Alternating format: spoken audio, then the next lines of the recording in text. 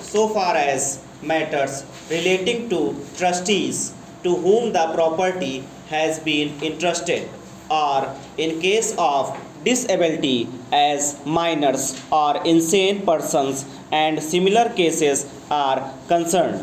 Of course, we will have to take all necessary precautions, and if necessary, we can extend the time so that these persons who are suffering under any disability should not in the long run suffer on account of the provisions of the Limitation Act.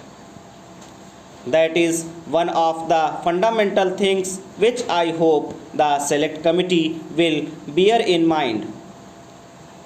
Apart from these two considerations, the consideration that I will place before the select committee is relating to property, whether it is on the basis of contract or otherwise. I am glad that they are trying to very much simplify things by including definite categories into a simple form. Similarly, by including petitions in applications, they are trying to cover up a bigger scope and all these details I need not go into at this stage, but I would request that they get the time reduced rather than extend it.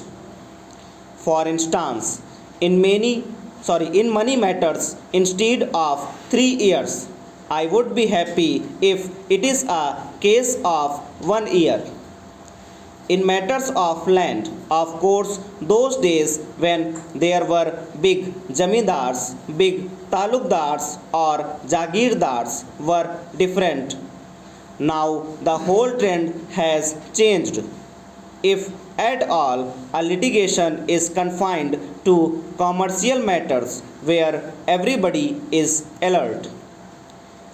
The circumstances do demand, and if there is anything wrong, if somebody wants to claim something from the other party, it is no use sleeping over it. So the period of limitation should be considered in all these matters from this angle, that so far as possible, let the litigation be introduced or let the suit be filed as early as possible, and accordingly the disposal could also be done. So, I would request the select committee to take the changed circumstances of the country into consideration and come to the conclusion to simplify matters, and let us reduce it so that the limitation as far as possible may be reduced. We know that protracted disputes go on, as I have just pointed out, which gives rise to different interpretations, as is evident from the Law Commission report, and the different high courts have taken different views on certain matters.